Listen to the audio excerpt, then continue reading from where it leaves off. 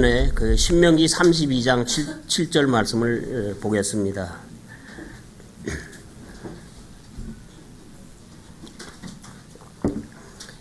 옛날을 기억하라. 많은 세대의 횟수를 깊이 생각하라. 내 아버지에게 물으라. 그가 내게 보여줄 것이요. 내 장로들에게 물으라. 그들이 내게 말해주리라. 여러분은 믿음 생활을 하시면서 아마도 이런 생각과 궁금증을 가져본 적이 있으실 텐데요. 기독교 안에는 왜 이리 교파가 많을까? 또 그 여러 교파들 중에서 어느 것이 예수님이 세우신 그런 본래의 교회와 가장 가까울까? 또 예수님께서 세우신 교회의 특징은 어떠한 모습을 갖고 있을까라는 그런 생각들을 좀 해보셨을 것입니다. 그래서 신입사원이 회사에 입사하게 되면은 그 회사의 창업 과정과 그 역사에 대해서 이야기를 듣게 됩니다. 그리고 아기가 태어나서 어느 정도 이렇게 자라게 되면은 부모로부터 자기 집안에 대해서 이야기를 듣게 됩니다. 예수님께서는 반석 위에 자신의 교회를 세우시겠다고 말씀을 하셨고 그 교회에게 이 세상의 권세를 주신 것이 아니라 지옥의 문들이 이기지 못하는 영적인 권능을 주셨습니다. 그리고 예수님께서는 세상의 끝까지 자신의 교회와 항상 함께 하신다고 말씀을 하셨습니다. 예수님께서는 자신의 교회가 휴거가 일어나기 전까지는 인간의 역사 가운데 언제나 존재하고 있을 것을 말씀하신 것입니다. 예수님을 믿는 수많은 성도들이 믿음의 종착역에 대해서는 알고 있지만 그러나 우리에게 전해진 이 믿음이 출발해서 걸어온 그 험난한 여정에 대해서는 잘 알지 못하는 가운데 있습니다. 그 이유는 주로 카톨릭 사관에 의해서 기록된 잘못된 교회사가 역사의 전면을 매우 두껍게 덮고 있기 때문입니다. 소위 기독교계에는 많은 교파가 있습니다만 그 중에서도 침례 성도는 매우 독특합니다. 침례 성도들이 얼마나 위대한 영적 유산을 갖고 있는지 여러분은 알고 있습니까? 이 세상에 침례 성도 이상의 고상한 무리는 없습니다. 침례 성도들은 믿음의 순결을 지키기 위하여 세상과 타협하지 않고 진리의 좁은 길을 걸어왔는데 침례 성도들은 지난 2000년 동안 믿음을 지키고 전하기 위하여 숱한 불이익과 고난을 당해왔습니다. 그래서 자신의 교회를 세우시기 위하여 믿음의 창시자이시며 완성자이신 예수님께서 피를 흘리신 것처럼 침례 성도의 역사는 그들이 흘린 피로서 기록이 되었던 것입니다. 침례 성도들은 탁월한 역사를 갖고 있는데요. 침례 성도들은 사도시대 이래로 존재를 했습니다. 그래서 따라서 침례 성도들은 개신교와는 그 태생이 근본적으로 다릅니다. 침례 성도는 로마 카톨릭에 항거하여 탄생한 프로테스탄트가 아닙니다. 그러므로 개혁이니 갱신이니 이런 단어와 침례 성도와는 거리가 멉니다. 예수님께서는 이미 우리에게 교회에 관한 그 법을 다 주셨기 때문입니다. 그러므로 예수님의 교회는 절대로 인간이 개혁을 하거나 갱신을 해서는 큰일 납니다. 입법자는 오직 우리 주님이시기 때문입니다. 예수님의 교회는 입법자이신 예수님께서 정해주신 방법만을 그대로 믿고 순종을 해야 합니다. 그것이 우리에게 성경을 주신 이유이기 때문입니다. 그러므로 우리는 신약 성경이 가르치고 있는 원리에 따라서 교회를 하는데 신약 성경을 최종 권위로 삼고 성경이 말씀하는 대로 믿음의 순수성을 지켜나가는 것이지 인간의 아이디어로 개혁을 하거나 갱신을 하려고 달려들게 되면은 예수님의 교회는 그 순수성과 생명을 잃게 되는 것입니다.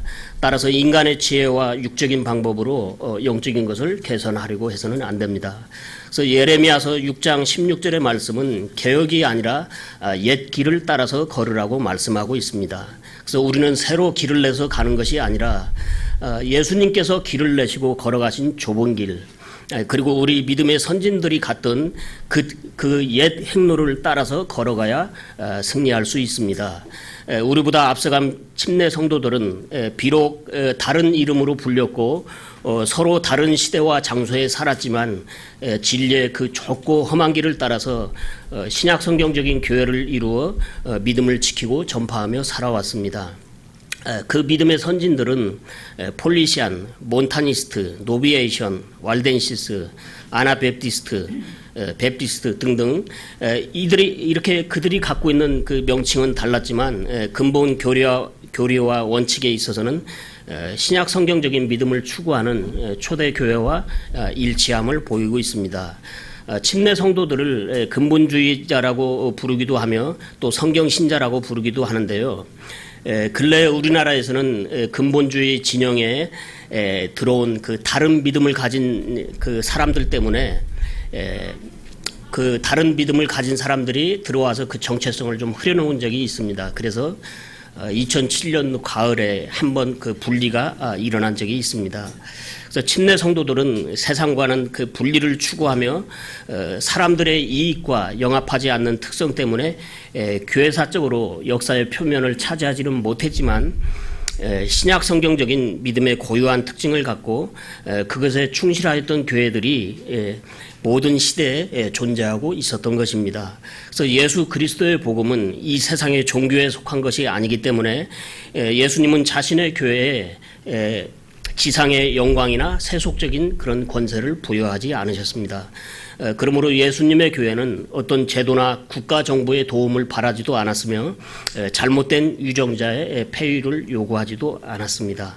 그래서 교회의 창설자이시며 머리 되시는 예수님께서 마태복음 22장 21절에서 이렇게 말씀하셨기 때문입니다.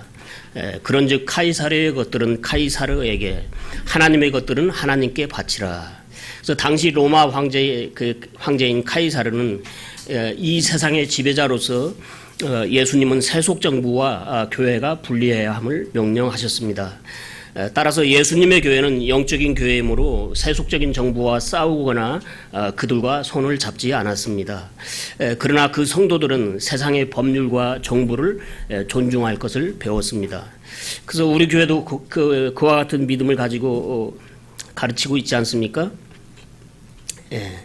여러분은 정부와 법률을 존중하고 있습니까? 성경의 가르침에 순종하지 않는 성도는 죽은 믿음을 가진 성도요, 하나님을 대적하는 위치에 있는 지극히 불행한 성도입니다. 정부와 유정자를 비판하는 성도는 하나님 말씀보다 자신의 정치적인 견해가 더 탁월하다고 생각을 하기 때문인데 하나님을 두려워할 줄 모르는 육신의 혈기로 충만한 성도입니다. 그런 갓난아기와 같은 믿음에서 속히 성장해야 합니다. 신앙의 자유를 보장해주는 정부는 그것으로 좋은 정부인 것입니다. 다음에 다른 교파에 속한 교회는 세상적인 머리를 시작으로 훨씬 근세에 연유하고 있습니다. 거기 뒷면에 에베소서 5장 23절과 골로새서 1장 18절을 보겠습니다. 아내들아 너희 남편에게 복종하기를 주께 하듯 하라. 이는 남편이 아내의 머리됨이 그리스도께서 교회의 머리 되심과 같기 때문이라. 그분은 그 몸의 구원자시니라. 그분께서는 몸 곧 교회의 머리시니라. 그분께서 시작이시오 죽은 자들로부터 처음 난 자이시니 이것은 그분께서 모든 것에서 으뜸이 되려 하심이라. 가톨릭은 AD 313년에 로마의 콘스탄틴 황제에 의해서 이렇게 시작이 되었는데 그때 세상 정부와 손을 잡고 배교한 교회들은 광명한 햇빛 아래서 자기들의 신앙을 합법적으로 보호받고 자기들 나름대로 믿음 생활을 하게 되었는데 그것이 로마 가톨릭이 된 것이죠.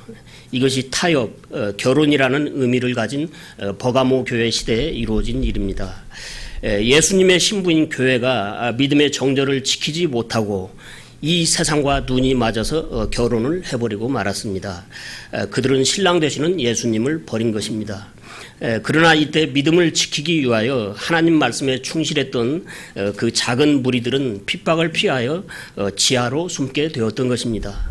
그래서 그래서 이렇게 로마의 황제와 귀족들과 유력한 인사들에 의해서 세상으로부터 권능을 부여받고 견고한 진을 구축한 가톨릭은 그 맹렬한 유세를 보이다가 1517년 루터의 종교개혁에 의해서 그 유세가 한풀 꺾였으나 마지막 때인 지금 종교통합운동을 배후에서 조종하고 있습니다.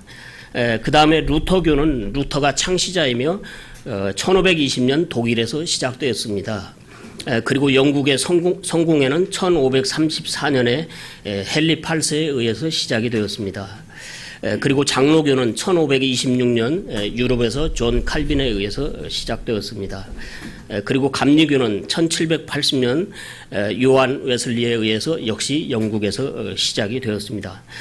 이렇게 이들 교회들의 특징은 예수님을 신앙의 대상으로 삼고 있기는 하지만 그 창시자가 모두 인간이라는 점입니다. 그러나 예수님의 교회는 베드로도 아니며 사도 바울도 아니고 알파와 오메가이신 예수님에 의해서 AD 30여 년경에 조직이 되었고 시작이 되었습니다. 예수님께서 세우신 교회는 예수님께서 교회의 머리가 되시기 때문에 교단이나 교파에 속해 있지 않으며 독립적이며 자치적으로 운영을 하고 또 침례를 믿고 행하는 교회이기 때문에 이렇게 신약 성경적인 교리와 믿음의 특징을 가진 그런 교회들을 일컬어서 독립 침례 교회라고 부르는 것입니다. 예루살렘 교회는 안디옥 교회를 다스리는 그 권위를 갖고 있지 않으며 안디옥 교회는 또 고린도 교회를 다스리는 권위를 부여받지 않은 것이죠. 그래서 독립침례교회는 교단에 속한 교회들처럼 상위에 다른 기관이 없습니다. 성경에는 교단이나 총회나 노예 같은 것이 없을 뿐만 아니라 각 교회의 머리는 오직 예수 그리스도 한 분뿐이기 때문입니다. 그래서 독립침례교회가 개신교회들처럼 교단이나 어떤 다른 기관에 속해 있지 않는 이유입니다. 그래서 침례교회가 AD 30여 년경에 시작이 됐지만 교회의 시작점에 대해서는 침례 성도들 중에도 저마다 의견이 조금은 다른데 어떤 사람들은 침례자 요한의 때로부터 시작이 되었다고도 하고 또 어떤 사람들은 예수님께서 지상사역을 하실 때 이미 교회가 존재했다고도 하며 또 어떤 사람들은 성령이 충만히 임한 그 오순절을 침례교회의 시작으로 보는 사람들도 있습니다. 그러나 우리는 마가의 다락방에서 그 120명의 제자들이 모였을 때 그들에게 부활하신 예수님께서 오셔서 숨을 내쉬면서 성령을 받으라고 말씀을 하셨는데 부활하신 예수님의 숨은 곧 하나님의 숨이요 하나님의 숨은 곧 성령이기 때문에 그때 신약적으로 예수님의 교회가 조직됐다는 견해를 우리는 믿고 있습니다. 그래서 아직 흙덩어리에 불과한 아담의 그 콧구멍에 하나님께서 숨을 불어넣으니 아담은 살아있는 혼이 되었다고 말씀하고 있는데 이 120명의 제자들에게 부활하신 예수님께서 숨을 불어넣으심으로 그들은 예수님의 신부인 교회가 된 것입니다. 그때 120명의 제자들에게 성령님이 주어졌습니다. 그러나 세상을 향한 교회의 공식적인 활동은 오순절날 성령이 충만히 임한 뒤에 시작이 된 것입니다. 그래서 성령님이 주어진 것하고 성령님이 충만히 임하신 것하고는 약간의 차이가 있다는 것을 아시면 되겠습니다. 구원받은 모든 분들은 성령님을 받은 것입니다. 그러나 늘 성령으로 충만하지는 않죠. 여하튼 침례 성도들도 예수님의 교회의 시작점에 대해서 이렇게 약간의 시각차가 있기는 하지만 그런 것으로 그 논쟁을 할 필요는 전혀 없으며 여기서 중요한 것은 침례를 주고받는 예수님의 교회는 천주교에서 개혁을 한 그런 교회들과는 태생이 다르다는 점과 교회의 창시자는 사람이 아니라 예수님이시라는 이 확연한 차이점을 우리가 기억하면 되겠습니다. 그리고 후대에도 개혁주의 노선이 아니라 이러한 신약 성경적인 침례교회의 특징을 가진 교회들이 어떤 리더를 따라서 역사의 표면에 등장을 하게 된 그런 교회들이 있는데 서로 다른 이름으로 불리고 있다고 하더라도 교회의 운영면에 있어서 또 교회의 그 구성면에 있어서 독립침례교회의 특징과 그 기본적인 교리 골격을 갖추고 있는 교회는 모두 같은 범주의 교회로 보시면 될 것 같습니다. 다음에 침례 성도들은 역사가 말하는 암흑시대에 약 5천만에서 6천만 명이 주로 로마 가톨릭에 의해서 순교를 당했습니다. 그들은 순교를 당하면서도 주님을 사랑하는 믿음을 저버리지 않았으며 정부나 유정자들을 향하여 항거를 하거나 또 그들에게 구차하게 목숨을 구걸하지도 않았습니다. 거기 뒷면에 요한복음 16장 1절에서 4절을 보겠습니다. 내가 이 일들을 너희에게 말한 것은 너희가 실족하지 아니하게 하려 함이니라. 그들이 너희를 회당들에서 내쫓을 것이요 참으로 때가 이르면 너희를 죽이는 자마다 자기가 하나님을 섬긴다고 생각하리라. 그 가로 부분은 제가 뺀다고 하는 걸 그냥 미처 빼지 못했습니다.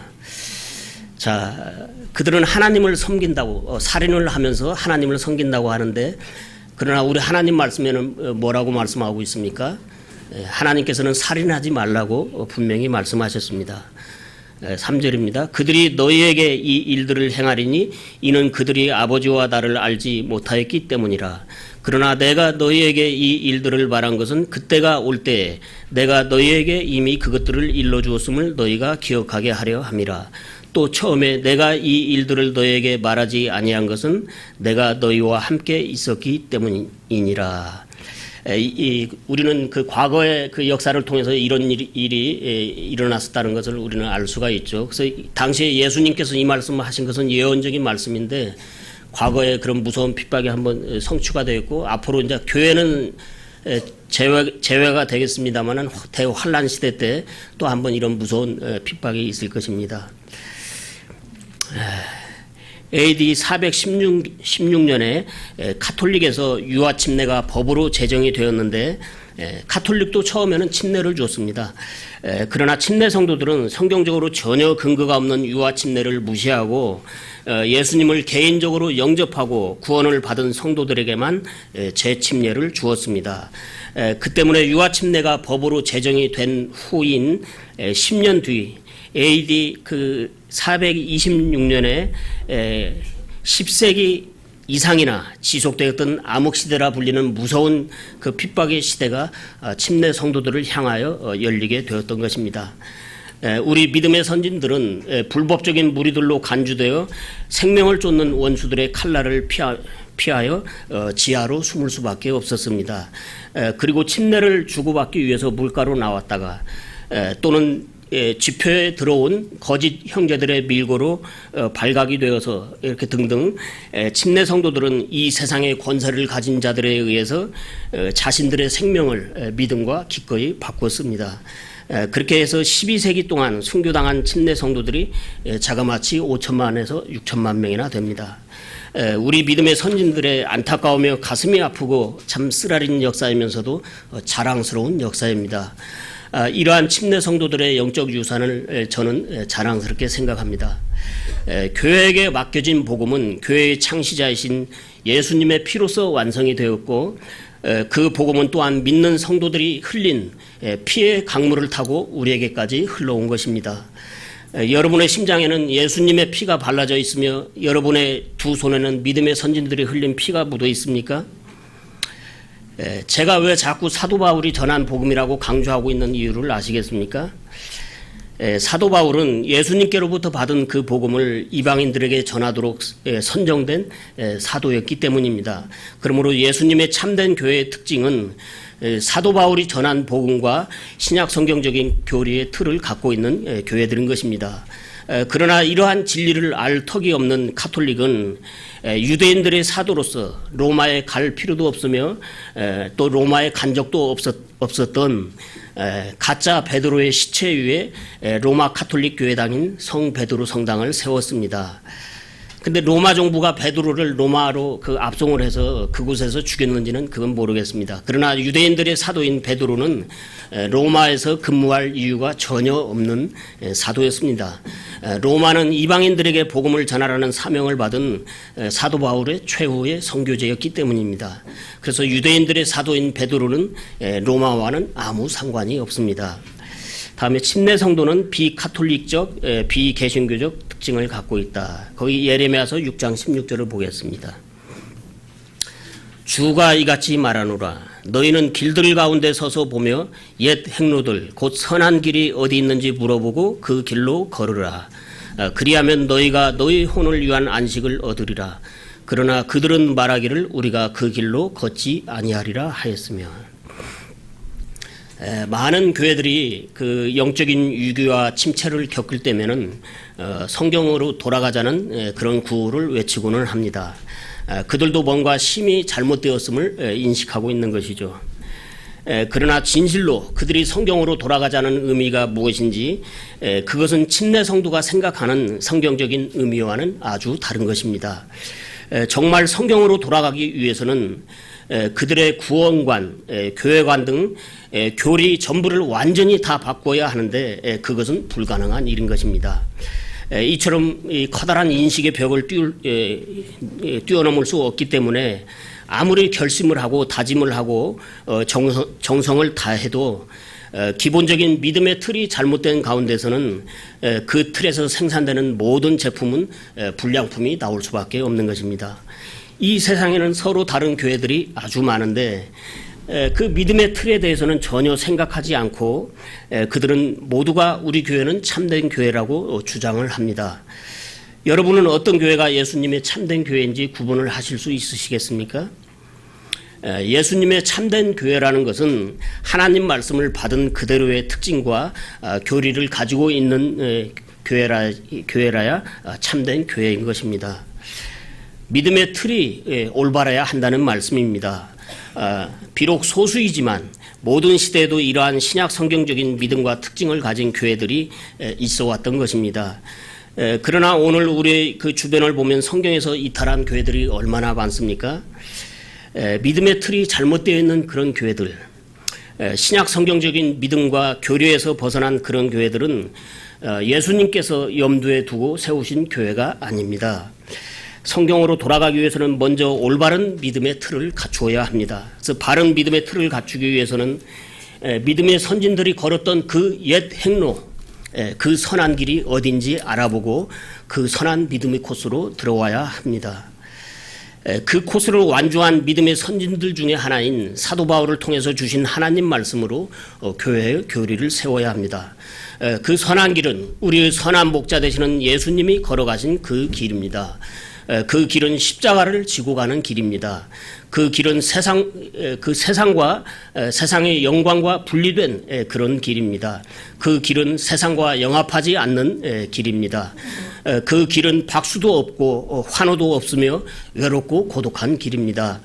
그 길은 예수 그리스도를 미워하는 이 세상이 주는 수치와 멸시와 모욕을 감수하고 오직 예수님만 바라보고 가는 길입니다. 그 길은 예수님과 깊은 사랑에 빠진 성도들이 가는 길입니다. 내가 세상보다 나를 더 사랑하느냐는 그 예수님의 물으심에 아멘 할렐루야 하면서 가는 길입니다. 그래서 독립침례교회는 바로 그런 믿음의 가치를 추구하는 교회인 것입니다. 그래서 침례 성도의 기본적인 교리를 거기 쭉 좀 찾아놨는데요. 대충 보면은 침례 성도들은 성경을 신앙과 실천의 최종 권위로 삼고 있습니다. 그 다음에 구원관에 있어서는 은혜를 인하여 믿음으로 받는다는 그런 구원관을 가지고 있습니다. 그리고 교회의 창설자는 사람이 아니라 예수 그리스도이시며 그 예수님은 교회의 유일한 머리시고 우리에게 법을 주시는 입법자인 것입니다. 그 다음에 교회 회원은 구원받고 성경적으로 침례를 받은 성도들로 이렇게 구성이 됐다고 이렇게 해놨습니다. 다음에 또 교회의 의식에는 침례와 주의 만찬 두 가지뿐이며 이것은 상징적이며 주님을 기억하는 것일 뿐 그로써 구원받는 것은 아니죠. 그 다음에 침례의 방법은 침술에 의한 물에 완전히 담기는 침례만이 옳은 방법임을 믿고 있습니다. 그래서 교회를 치리하는 것은 머리 되시는 예수 그리스도의 명령 아래 독립적, 자치적으로 치리를 하고 있습니다. 그래서 모든 성도의 제사장임을 믿습니다. 그리고 각 개인은 자신의 양심에 따라서 결정하고 행할 수 있는 그런 자유를 갖고 있습니다. 그 다음에 교회와 국가의 완전한 분리를 우리들은 믿고 있습니다. 그리고 모든 사람에 대한 절대적인 신앙의 자유를 믿고 있습니다. 그래서 이런 좀 디테일한 면에서는 각 독립 침례교회마다 좀 다른 부분이 있으니까 좀 참작을 하시면 되겠고요. 또 이 밖에도 꿈이나 환상, 방언 등 오순절 은사주의의 그 운동을 배격하고 있으며, 그리고 환란전 휴거와 전천년주의를 믿으며 예수님의 지상 재림에 있어서는 신체적, 가시적인 재림을 믿는다 등이 있습니다. 그래서 작년 8월에 제가 침례의 중요성에 대해서는 한 2차례 말씀을 드린 적이 있는데요. 역사의 이면에 가려진 침례 성도의 교회사에 대한 보고서 그 내용을 말씀을 드리고 시간을 마치도록 하겠습니다. 거기 다시 뒷면에 신명기 32장 7절을 봐주시기 바랍니다. 옛날을 기억하라. 많은 세대의 횟수를 깊이 생각하라. 네 아버지에게 물으라. 그가 내게 보여줄 것이요. 네 장로들에게 물으라. 그들이 내게 말해주리라. 이 말씀은 모든 기독교인들에게 교회사를 공부해야 하는 당위성을 부여하고 있는 중요한 말씀이라고 생각을 하면서 교회사에 대하여 다음과 같이 정리해 보았습니다. 그래서 역사는 되풀이된다. 인간은 역사로부터 아무것도 배우지 못하고 있다. 그 역사를 바라볼 때 세간의 사람들이 자조적으로 쓰는 말입니다. 그러나 우리에게는 역사를 바르게 통찰할 수 있는 안목과 잘못된 역사의 전철을 밟지 않도록 해주는 그 안내를 해주는 하나님 말씀이 있으니 얼마나 다행인지 모릅니다. 그래서 잘못된 역사를 반복하지 않게 되는 데 있어서 중요한 단초가 되는 그런 말씀입니다. 거기 예레미야 6장 16절을 보겠습니다. 주가 이같이 말하노라. 너희는 길들 가운데 서서 보며 옛 행로들 곧 선한 길이 어디 있는지 물어보고 그 길로 걸으라. 로마 카톨릭의 지배 아래서 탄생과 동시에 출발한 개신교는 개혁에 실패함으로 카톨릭의 무거운 체중이 눌린 견누르기에서 지금도 벗어나지 못하고 있습니다. 그래서 유도 시합을 할 때 한번 견누르기 걸리면 이게 점체로 빠져나오지 못하죠. 그래서 지금 프로테스탄트의 입장이 그와 같은 그런 입장이죠. 그래서 그 결과로 지금 우리나라만 보더라도 수많은 기독교인들이 바른 교회사를 알지 못하는 참으로 답답한 현실 가운데 있습니다. 그래서 개신교인들 중에는 훌륭한 사람들도 많이 있습니다. 그러나 기초들이 무너지면 의로운 자들이 무엇을 할 수 있으리오라는 시편 11편 3절 말씀처럼 진실의 기초를 알지 못하면 거짓에게 기만당할 수밖에 없으며 그들의 영적인 힘은 아주 미약할 수밖에 없는 것입니다. 그래서 카톨릭의 부패에 항거하여 탄생한 개신교가 또다시 카톨릭이 주도하는 그 종교 통합 운동에 적극적으로 참여하고 있는 것이 전혀 이상한 일이 아닌 것입니다. 그래서 신앙인으로서 올바른 역사관을 갖는 것은 매우 중요합니다. 히스토리, 역사는 곧 사실이요 그 자체이기 때문입니다. 또한 역사는 인류의 경험이기도 한데 우리는 선조들의 경험이 배어있는 역사를 통하여 매우 중요한 실질적인 교훈을 배울 수 있기 때문입니다. 그러나 왜곡된 역사로부터는 참다운 것을 배울 수 없으며 왜곡된 역사는 인류의 현재와 미래를 또다시 잘못된 길로 안내를 하게 됩니다. 이처럼 과거의 역사는 현재와 결코 무관하지 않습니다. 그러므로 역사의 기록은 오직 사실의 바탕을 두고 기록이 되어야 하나 당대 권력을 장악한 자들의 그 영향력에 의하여 진실이 감추어진 경우도 허다합니다. 선대의 왜곡된 역사가 후대에 밝혀지기도 하지만 그러면서도 끝내 바로잡히지 못하고 있는 것이 바로 기독교계입니다. 역사는 표면적으로는 승자의 기록이기 때문에 승자의 입김의 세기와 사관에 따라서 사실과는 완전히 다른 양상을 보이기도 하는 것입니다. 특히 세상에 알려진 역사 속의 기독교는 심히 왜곡되어 있기 때문에 교회사를 공부하는 성도들은 어떠한 믿음과 사관을 가진 사람들에 의하여 교회사가 기록이 됐는지 그 배경을 유심히 살펴보지 않으면 안 됩니다. 죄성을 가진 인간은 객관성이 결여되어 있으므로 자신에게 유리한 내용은 강조하고 불리한 내용은 숨기게 됩니다. 그래서 인터넷 사이트의 각 게시판들을 보면은 이것이 아주 잘 드러나 있으며 우리 개개인도 생활 가운데서 이런 일들을 무수히 반복하며 살고 있습니다. 문제는 이러한 개인이 그냥 개인으로 머물러 있을 때는 그 영향력이 미미하지만 개인이 큰 조직이나 권력을 갖게 되면은 이미 목숨을 바쳐서 충성하려는 그런 추종자들이 있기 마련인데 그러한 조직이나 권력 자체에 문제가 있다든지 또는 권력의 중심에 앉기까지 그 과정에 있어서 정당성이나 진실을 획득하지 못한 그 유정자들은 어떻게 해서든지 명분을 얻기 위하여 조직적으로 사실을 호도하며 권력의 힘을 이용하여 마침내 역사를 왜곡하게 되는 것입니다. 이것은 필연적으로 나타날 수밖에 없는 현상인데 역설적으로 거짓보다는 진실의 가치가 더 낮다는 것을 반증하고 있습니다. 때문에 카톨릭은 거짓의 옷으로 진실인 양 위장하고 있는 것입니다. 이처럼 교회사 왜곡에는 그들의 종교적 특성상 단연코 카톨릭이 으뜸이며 카톨릭은 종교와 정치에 이중 가면을 쓴 좀 기이한 그런 집단입니다. 그리고 카톨릭의 격가지인 프로테스탄트 또한 처음부터 그 믿음의 선진들이 걸어갔던 그 옛 행로인 선한 그 길을 찾는 데 초점을 맞춘 것이 아니라 카톨릭의 부패를 개혁하겠다는 그런 정치적인 성향을 갖고 시작했기 때문에 순수한 신앙의 본질을 놓치고만 그들의 종교 개혁은 처음부터 실패할 수밖에 없는 숙명을 안고 있었다는 생각이 듭니다.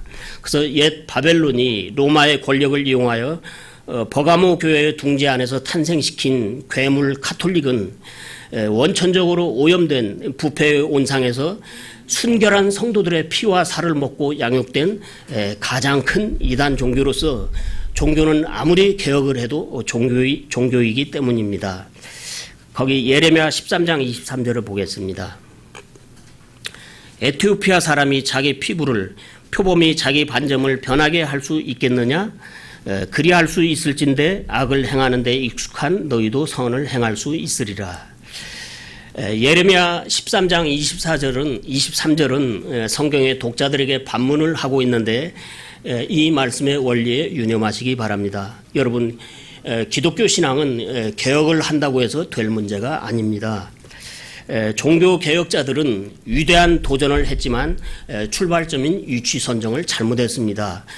그들은 성경으로 돌아가자고 외쳤지만 아쉽게도 성경에 기록된 신약교회의 모습을 발견하지 못하였던 것입니다.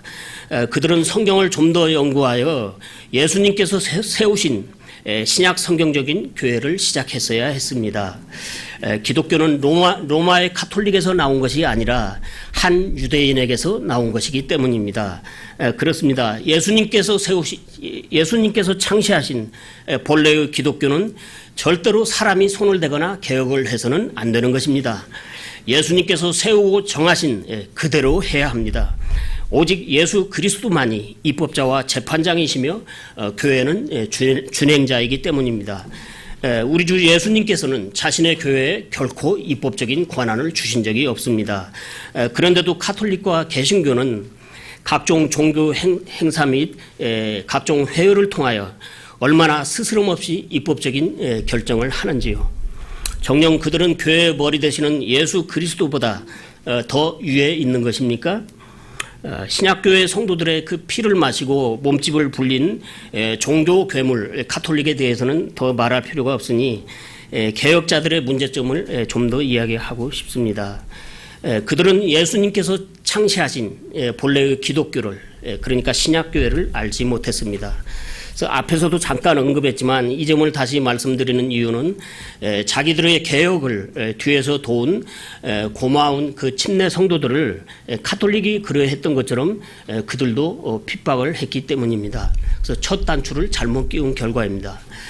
실로 종교 개혁의 선봉에 선 그 개혁자들은 침례 성도와 우호적인 접촉을 가졌음에도 불구하고 예수님께서 말씀하신 그 좁은 문으로는 들어가지 않았던 것입니다.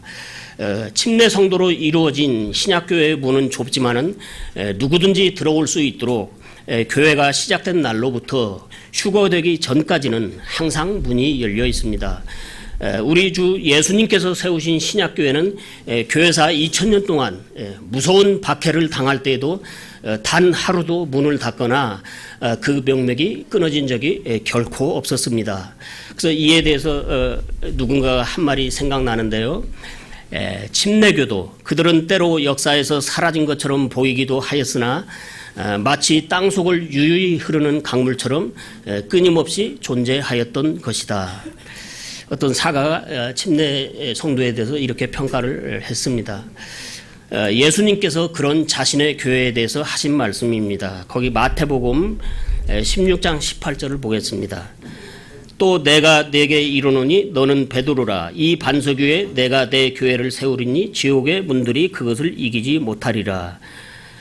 두세 사람이 내 이름으로 함께 모인 곳에 나도 거기에 그들의 한가운데 있느니라 하시니라. 다음에 무엇이든지 내가 너희에게 명령한 모든 것을 그들에게 가르쳐 지키게 하라.